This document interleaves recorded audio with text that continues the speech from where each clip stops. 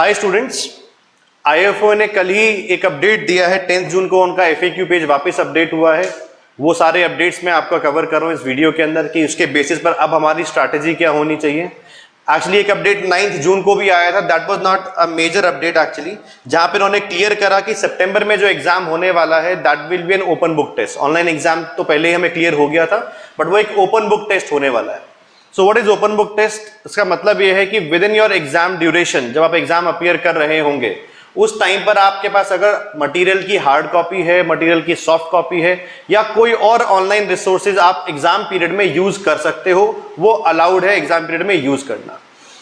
एक और चीज वहां पे क्लियरली लिख दी गई, वो ये है कि आप कुछ भी कॉपी पेस्ट नहीं करोगे। मतलब अगर आपने कुछ रेफर भी करा है material, so you have to answer in your own words. आप उठा के उसको एग्जैक्टली कॉपी पेस्ट नहीं करोगे, उस केस में आपके ऊपर एक्शन लिया जा सकता है। ये बात क्लियरली उन्होंने यहां पे लिख दी है। सेकेंड अपडेट जो 10 जून को सोसाइटी ने अपडेट करा, जो मेजर है, एंड मैं पेपर वाइज इस अपडेट को कवर करूंगा, जहां पे उन्होंने बोला how will I complete the September CSCM examinations in their new online format. जो इश्यूज हमने उठाए थे कि मैथमेटिकल टाइपिंग बच्चों के लिए बहुत चैलेंजिंग होने वाला है, फाइनली उसके ऊपर एक रिलीफ आईएफओ की तरफ से आया है। एंड ये अपडेट आई थिंक आप लोगों के लिए गुड न्यूज से कम नहीं होगा। एक और क्वेश्चन जो बच्चों का आ रहा है फिलहाल, वो मैं यहीं पे आंसर कर देता हूं कि अप्रैल में क्या एग्जाम ऑनलाइन होने वाला है। सो अभी उसको लेके कहीं पे भी कोई अपडेट नहीं है। जो भी बातें हम कर रहे हैं that is only for September 2020 exams. आगे क्या होने वाला है सोसाइटी जब अपडेट करेगी, I will update you guys immediately, जैसे भी हमारे पास इंफॉर्मेशन आती है। अभी जितनी भी बातें मैं कवर कर रहा हूं that is only for September 2020 exams. दूसरी चीज, सितंबर 2020 एग्जाम जैसे पहले भी क्लियर हो चुका है, कोई भी आदमी नॉन मेंबर की तरह अपीयर नहीं कर सकता है। उससे पहले मुझे मेंबरशिप लेनी ही पड़ेगी। लास्ट डेट 27 जून है। लास्ट वीडियो में मैं ऑलरेडी कवर कर चुका हूं उस चीज को।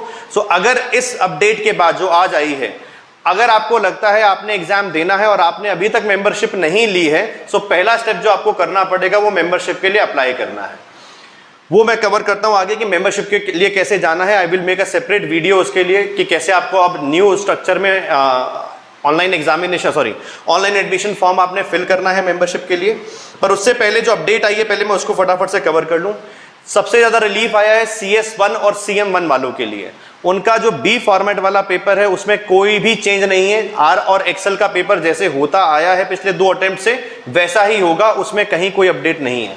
मेन अपडेट आया है अपना थ्योरी पेपर को लेके कि जो ए एग्जाम होगा उसमें अप्रोक्सीमेटली 40% क्वेश्चंस ऐसे होंगे जो मल्टीपल चॉइस टाइप होंगे। और ये बात कवर करी गई है कि मैथमेटिकल टाइपिंग रिक्वायर्ड ही नहीं है पेपर में कहीं पे भी।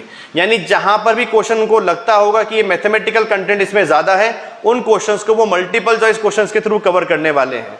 यानी आप उन क्वेश्चंस को नॉर्मली कॉपी पेन पे जैसे सॉल्व कर रहे हो अभी, वैसे ही सॉल्व करेंगे। जो राइट ऑप्शन होगा आप वहां पे उसको टिक कर सकते हैं जाके, जो भी उनका ऑनलाइन असेसमेंट सिस्टम होगा वहां पे जाके आप उस ऑप्शन को सिलेक्ट कर सकते हो। तो CS1A CM1A no mathematical typing required, approximately 40% paper will be multiple choice. ये बात वहां पे उन्होंने कवर कर दी गई है।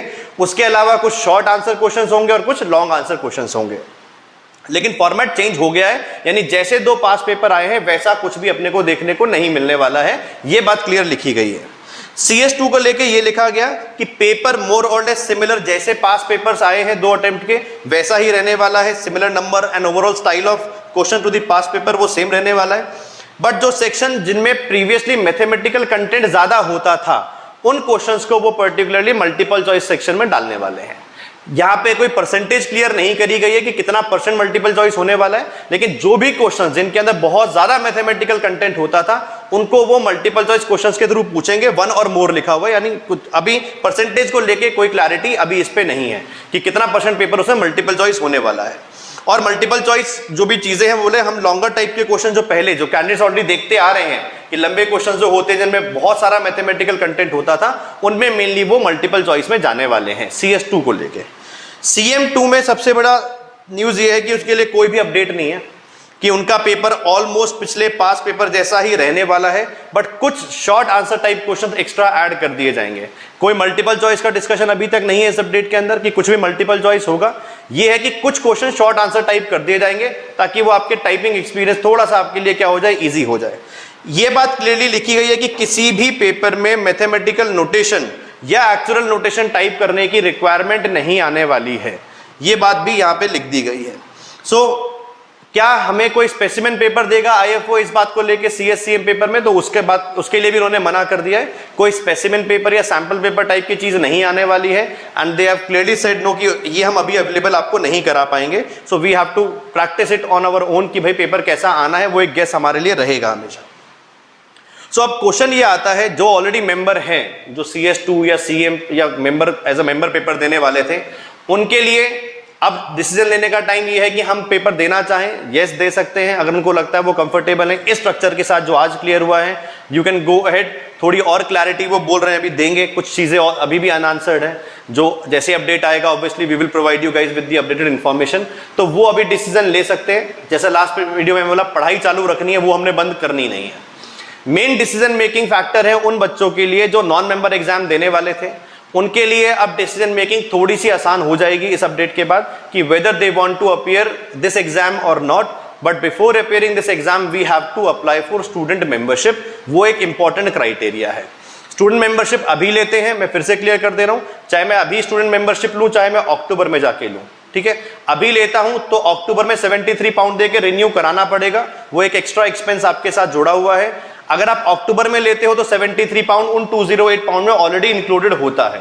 तो अगर इस टाइम पर, क्योंकि गिवन कोरोना का टाइम है, फाइनेंशियल चैलेंजेस हैं सबके साथ, अगर आपको ऐसा लगता है कि शायद मैं इस टाइम पे मेंबरशिप की फीस अफोर्ड ना कर पाऊं, या फिर मैं 3-4 महीने बाद वापस उसको मुझे रिन्यू कराने के लिए 7,000 एक्स्ट्रा देना पड़ेगा, तो ये जो आपको रिस्क है वो 7,000 रुपीज का ही है कि अगर अक्टूबर में मेंबरशिप लेंगे 208 पाउंड देना पड़ेगा, आज मेंबरशिप लेते हैं तो आज 208 पाउंड एंड अक्टूबर में अगेन 73 पाउंड मुझे देना पड़ेगा।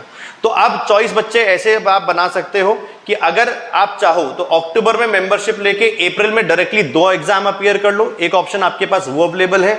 एक ऑप्शन ये है कि हमने पढ़ाई करी हुई है and I want to appear सितंबर एग्जाम, तो आप अभी मेंबरशिप के लिए अप्लाई कर दो, देन अक्टूबर में आप उसको 73 पाउंड देके वापस से रिन्यू करा सकते हो। काफी कुछ क्लियर इस अपडेट के साथ हो गया है एंड स्टूडेंट्स के लिए डेफिनेटली एक बहुत बड़ा रिलीफ है मैथमेटिकल टाइपिंग को लेके। सो अब हमें मैथमेटिकल टाइपिंग सीखने की जरूरत नहीं है। अब ये बात क्लियर सोसाइटी ने कर दी है, कोई एक्चुअल नोटेशन या मैथमेटिकल टाइपिंग हमें नहीं करनी पड़ेगी। उन क्वेश्चंस को वो शायद मल्टीपल चॉइस के अंदर कवर कर ले जाएंगे। एक और बात बोली गई है कि एक्चुअल कोड ऑफ कंडक्ट वो आप बहुत अच्छे से पढ़ लेना। इसका मतलब ये नहीं है कि आप फ्रीली एग्जाम दे रहे हैं। आप प्लीज कोई भी ऐसी प्रैक्टिसेस एग्जाम में यूज ना करें जिससे आगे चल के आपको चैलेंजेस आए। They have their own system जिससे वो चीजें ट्रैक कर रहे होंगे। सो प्लीज दिमाग में ये नहीं लाना है अपने को कि अब ऑनलाइन एग्जाम हो गया है, घर बैठ के देना है, तो कोई भी गलत प्रैक्टिस जो आपके दिमाग में आ रही है उसको यहीं दबा दीजिए। आपको ईमानदारी से पेपर देना है, go through their actual code of conduct, और अपने आप हमें अपनी मेहनत से पेपर क्लियर करना है। ये बात मैं क्लियर कर दे रहा हूं बच्चों को अभी, क्योंकि there have been instances in the past जब इंडियन स्टूडेंट ने इस सब को भुगता है बहुत ज्यादा। बहुत सारे स्टूडेंट्स बैन हुए थे जब हमारा अप्रैल 2019 का पहला अटेम्प्ट था। सो प्लीज ये चीजें दिमाग में बिल्कुल भी आप नहीं लाएंगे। आप अपनी पढ़ाई करेंगे अच्छे से और पेपर अपीयर करेंगे अगर सितंबर में दे रहे हैं। अप्रैल का एग्जाम फॉर्मेट कैसा होगा किसी को नहीं पता है, अपडेट आएगा आप लोगों को साथ के साथ वो अपडेट भी मिल जाएगा। सो इस अपडेट के बाद I think this is all they have done. फिर भी कोई क्वेरी आपकी रहती है आप कमेंट्स में डाल सकते हो। I am making a separate video उन स्टूडेंट्स के लिए जो अब मेंबरशिप फॉर्म भरना चाहते हैं कि वो मेंबरशिप फॉर्म कैसे भरें, उसका पूरा प्रोसीजर क्या है, that I will be covering in a separate video. Thank you so much.